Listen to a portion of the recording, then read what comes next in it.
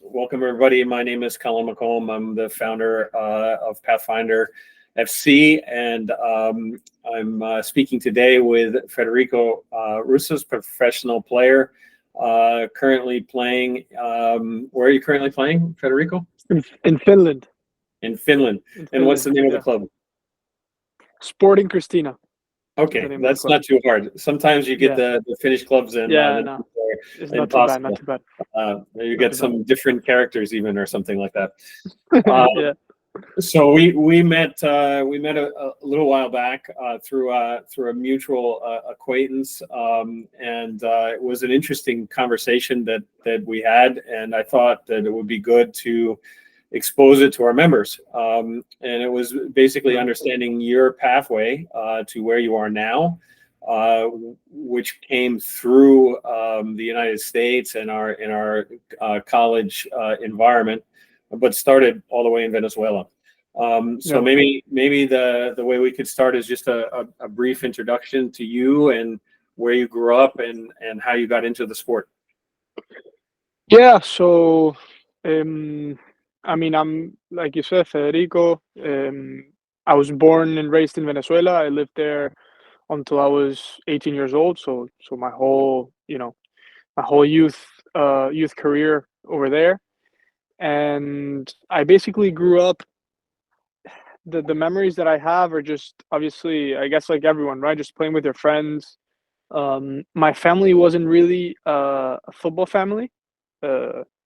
It was just, my dad played it for fun. He was never professional. My mom was more into baseball than football. It wasn't a football family. And I guess it all started just because you enjoy it, right? You enjoy it. You realize you kind of realize that you're good at it, and it's something that you have some talent, or that you highlight a little bit among the rest. But honestly, always because it brought me joy, and so I would do it, and I always had this, since I can remember, this ambition of becoming a professional player. That's literally the first memories that I can remember, is thinking that I wanted to be a professional player. I didn't know how, I didn't know where. I just knew that that's what I wanted. And yeah, obviously, then I started playing for my school first, as a little kid, and then some clubs, and then it starts to get a bit more organized, and then you're playing for 2-3 teams at the same time. And then once I was, already 10, well, yeah, 10, 11, 12, it got a bit more, an actual academy where we would play like at a national level. And then I was already in a youth system of a professional club. It's interesting. So how old were you when you started to play? Wow, to play, probably 4 or 5. Okay. 5 years old. Yeah. So very, very young. Started doing, those little soccer camps with all the kids, and yeah, just playing. Over the weekends, we had a place to just go and play with anyone who was there, kind of like pickup. And I would just go and be there for hours playing, and yeah, that's how it all started. That's awesome. And then like 10 years old is really when things became a little bit more serious and organized in academies. Yeah, I would say at 11, I was already like getting called up to like represent my state, and we would play like some nationals like within each state. And that we actually won when I was U9. We actually were national champions. And then the year after, an academy close to me was founded, and then I started playing there, and that's how it kind of went to another level. Talk to me a little bit about your experience from when you were 14 to 17 or 18 before you came to the United States. Those years were actually wild for me. a lot of ups and downs because it was an age where I started experiencing firsthand what it was to be a professional. But at the same time, I still had like all my, I was in high school, so it was like a bit weird to see all my friends. Like I would get called up to, so my first training or experience with the first team was when I was 15, that I got called up for a preseason in preparation for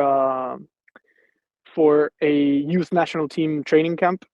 So like that age was when I was really like starting to feel that I could do it, Um, so it was between playing with my age group, but getting called up with the first team, and also going to the youth national team training camps. Um, at 16, I made my debut in Venezuela. There was this rule that the teams in the cup had to play young players, so they had to have an under 16 a player in the lineup. This is And this I was for lucky.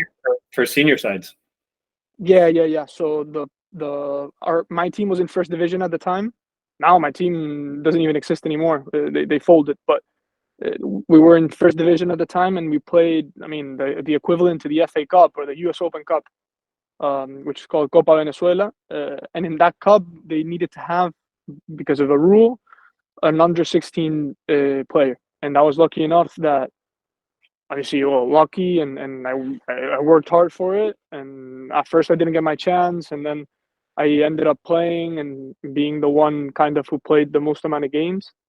So that for me was my dream already. I was playing for the first team on my club, getting called up to the national team.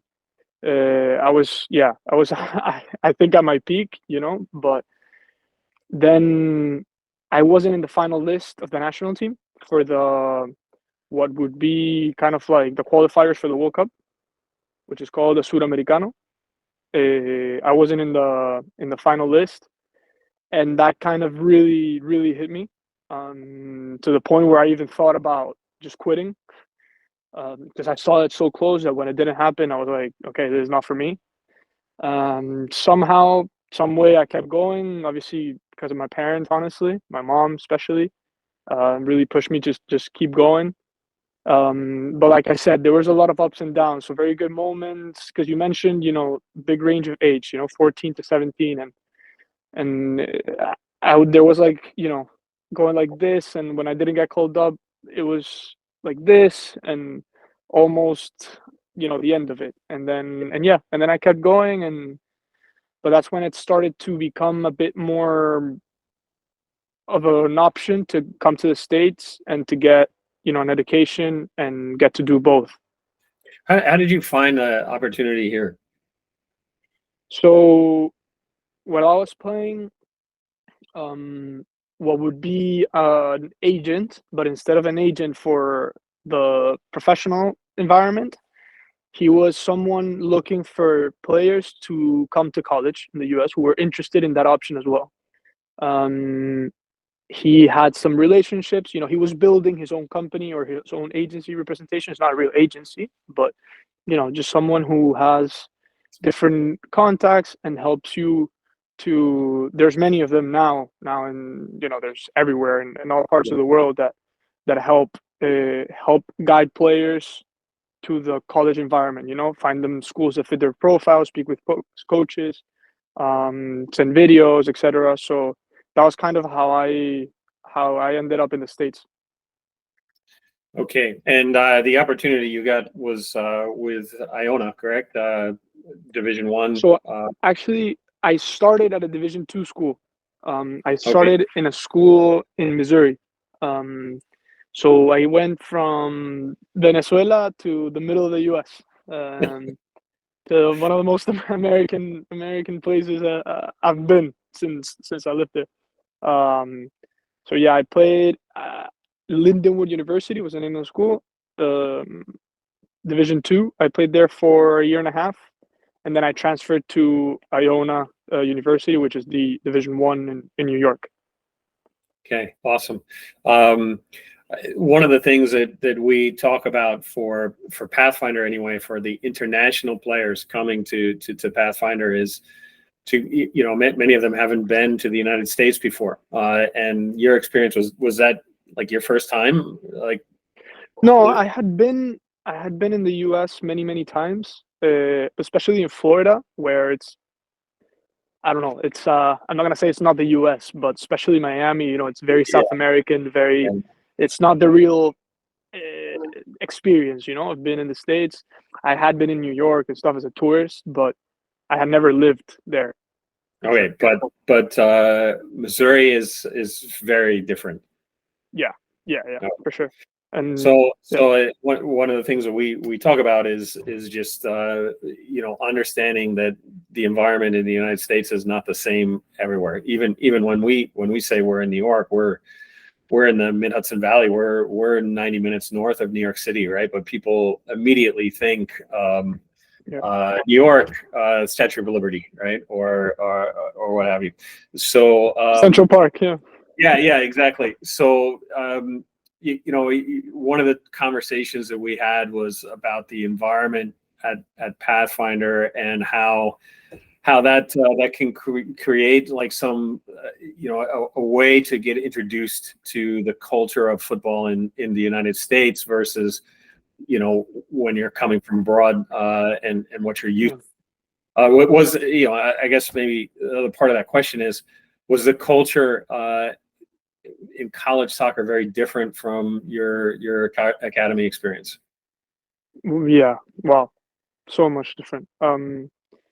I think if I would have gone into Iona straight away, it wouldn't have been too different.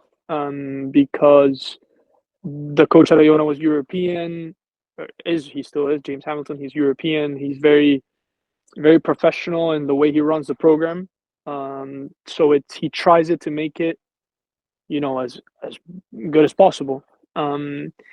But I went to a place where it was so different to what I was used to in so many ways. And it was definitely a shock. It was definitely a shock for me. And almost my whole first season went by trying to adjust to it, trying to adjust to the coaching style, to the rules of the subs, the amount of subs that we could do, and the fact that you could come in and out, and even the time on the board going backwards instead of forwards, and the overtimes and the golden goals, and yeah, the whole first season was a it was just learning that. So while you're trying to perform, you're learning everything, and yeah, it was not easy for sure.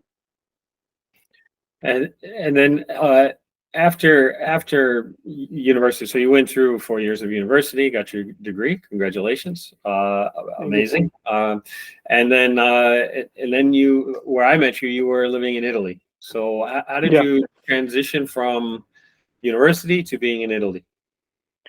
So when I finished university in the US, I mean, my goal was to get a pro contract in the US, and play for a team there.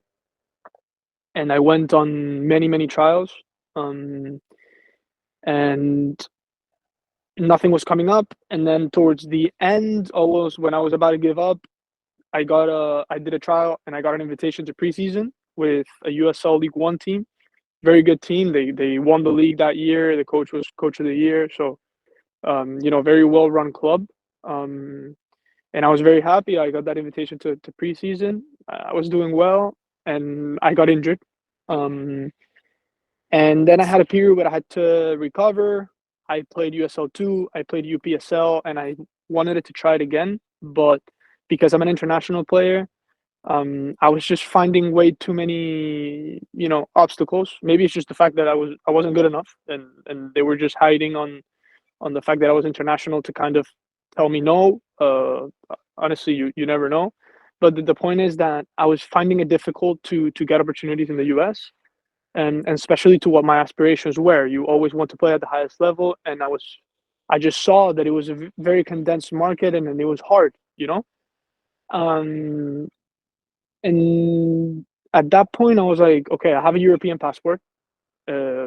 My dream has always been to play in Europe since I was a kid. Obviously, it changed a little bit because I went through the college route, and I love the U.S. I really like the country. You know, my family's there. Um, so, but I was like, look, my goal has always been to play in Europe since I was a kid, and have a European passport who's opening me so many doors. While I was struggling in the U.S. to find opportunities, I was just receiving offers to come to Europe. Um, and even though they weren't the best divisions, there were still opportunities, you know. And it got to a point where I said to myself, okay, I just want to keep playing, you know. I want to play. I want to give myself a shot. And yeah, I took one of those opportunities that came, one of those offers, and it was to play when we first spoke in Italy, um, which was a low division. Um, and I just took it as an opportunity to see for myself my own level compared to the rest, to adapt to a new culture, to learn a new language, and yeah, I took it, and I'm still in Europe. So Awesome. Yeah, and from there you got another contract, and now you're playing in Finland.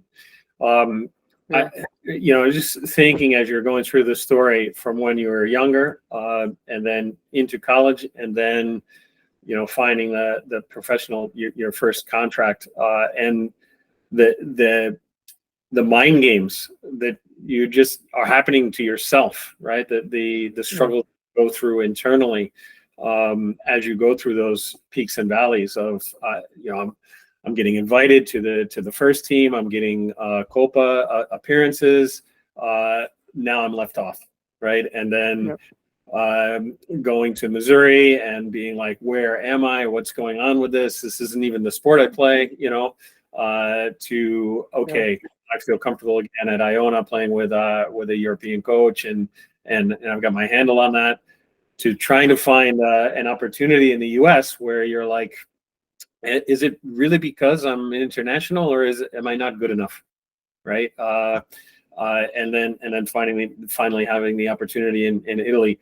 Can you explain a little bit? I mean, we have a vast country, lots of resources. There's a lot of people playing football, and yeah, you weren't able to find the opportunity. What do you think some of the challenges are with, like our system here in the U.S. versus what you're able to find in Europe? What was it? wow. In the end, do you think it was your passport, or is there something else? Look, I think the passport definitely either helps you or it doesn't. That's just fact. Then is it an excuse? Not really. I think if you're good enough, you're good enough. I mean, that's at least what I tell myself. Um, I do think they make it very hard for international players in the U.S. because of the limited amount of spots, and I guess I don't know the exact number, but they probably, the visas cost a lot of money, and just the whole process. I'm sure that affects, and it definitely is a barrier. But I've also seen, I have friends who are international and are playing in the U.S., and so there are opportunities. I just think it's a very, like what I said at the beginning, it's a very condensed market because of the limited amount of teams. If you It's a huge country, but it doesn't have a lot of teams. And the MLS, when it comes to international players, it's reserved for either legends of the game or uh, very young players that they can see the opportunity to maybe bring in and sell in the next 1 or 2 years, from Argentina, from Brazil, uh, and yeah, especially from those two. So then for someone like me, it was international coming out of college. That profile is very hard to get into. Uh, is very hard to get into, yeah, for sure. So I don't know if that's a problem with the system or that's okay and that's how they wanted it to be. but yeah, it's definitely hard for us. How about the market and opportunity in Europe? Once you get in there, you started with a lower division team, probably some team that no one's heard of, right here. Yeah, no. And now you're playing at a good level personally. Were people able to find you? I mean, obviously you had the next opportunity, but it's clear across Europe. It's the other side of Europe. So what was that process? So the process from Italy to where I am now? Yes. Or yeah. Well, that actually had to do with a combine and a trial I did in the US actually. Oh, wow. Yeah, I did a trial in the US that an agency was hosting, and I guess I performed well in those few days. And while I was in Italy, they reached out to me from this agency saying that they had offered my profile to this club now, and that they were very interested, and that's how it happened. But more on the market in Europe, I think it is very different from the market in the US. Very different. I heard you speaking about it in the One Soccer Nation podcast, and you were very right. You said that because there's so many teams and there's so many levels, and it's also part of their culture so much that that's all they think about and all they talk about. It's very word of mouth. It's very, if you play, even if it's a small club, there's gonna be people watching because they just love watching football. They don't have to be watching Messi in order to go to the stadium. They just love watching the game, and what it involves. So there's always people watching, and even if they're not looking for something specific, if they see someone who can play at a higher level, they'll give them the opportunity, and they're probably that's what in Italy actually that's what happened to me after a few games. Someone reached out to me and told me, "What are you doing next year?" You know, which is I saw players in the US, friends of mine that played a whole season in USL, started the whole season, and now they don't have a club. And you think, oh, how does that make sense? You know? And I don't understand it either. I'm not the expert, to be honest, but Yeah. it just shows you a little bit of the differences both. So literally, we've been connected just for a short period of time, but you've made a couple of comments here, and then privately, off the record, back and forth with me about your impression of what Pathfinder's trying to do. What can you for the audience, just kind of based on your experience, why do you think Pathfinder is a good program, and what do you think it can do for kids that are looking to get to your level? Look, I think it's good in so many ways, and I'm gonna start because it offers, first of all, what it offers of playing year round. It's important, right?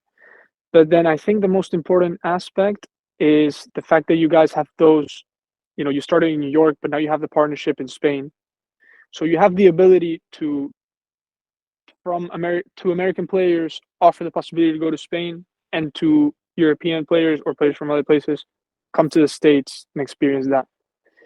And especially for me, for example, when I was 16, 17, it would have made such a big difference to spend even just a year in the US before going to college, just understanding, playing in the US, understanding the system, understanding the different levels in NCAA. What is USL? What is UPSL? What is the ways of playing, the substitutions, like the culture, and then as well for the American players that have been raised within that, to experience how the rest of the world lives football, like somewhere in Spain, where the culture is different. It just you're surrounded by it 99% of the time. That's what people speak about every day. Um, I think it's like a perfect mix, especially because in the US, and both, you guys offer education as well. And I think that's always like the biggest, at least for me, in Venezuela, in South America, in Europe, they always tell you, you can't do both. It's either you play at a high level or you study, you know? And I always fought against that. Hmm. I always fought against that. And I think that if you want to study, you should go for it, but you should also have the opportunity to play. And what I like about Pathfinder is that it doesn't minimize the importance of playing with just a 3-month season. You know, you're playing 9, 10 months of the year, and you're still studying. Whereas when you go straight to university, you're only playing 3 months out of the year, and those are just a couple of things, but it has to do a lot with the cultural mix that you get, and that exposure. It's also exposure, at the end of the day. If you are from one country going to another, you're getting more exposure. You're being viewed by more people. You're getting more options. You're giving more options to yourself. For an American kid to go to Spain and play in a division that doesn't seem too high, it's amazing. First of all, because the level in Spain is incredibly higher, and even if you think that it's, I don't know, let's say a number, the sixth division, it'll probably be higher than what a UPSL is in the US. Yep. And believe it or not, and you have so many people watching you, and what I told you, like, you enter a different market, you see different opportunities. Maybe you see if you like it or you don't like it. And if you don't like it, it's okay. You can go back, and it just offers so many more options. Yeah. Thank you for that, Federico. You made me think of one other question, and I think maybe this is the last one. We can sort of wrap it up with this. But how did you have the opportunity to play with any U.S. players while you're in Europe? Maybe I don't want to call anybody out on your current team, but in past teams, maybe. In Italy, no. But here in Finland, yeah, there's 2 Americans and 3 Canadians. Yeah. Okay. How are they adjusting to the change in culture if this is their first time to the environment? I think as of now, the thing is too, we're in Finland, right? Which they get to speak English as well. People here speak English. That helps. Yes, the culture is different, but since we live very, let's say I'm in a house with the guys, and they live in like the other guys live in an apartment together, and we're in a small town, you don't really get to go out to the streets and see and experience the real Finnish culture. Um, so I don't think there's much of a struggle, to be honest. I think the language part is key, and the fact that the Finnish culture, from what I mean, I've been here for not a long time, but from what I can tell, they're very quiet as well. They're similar to Americans in some ways. Um, so and very private.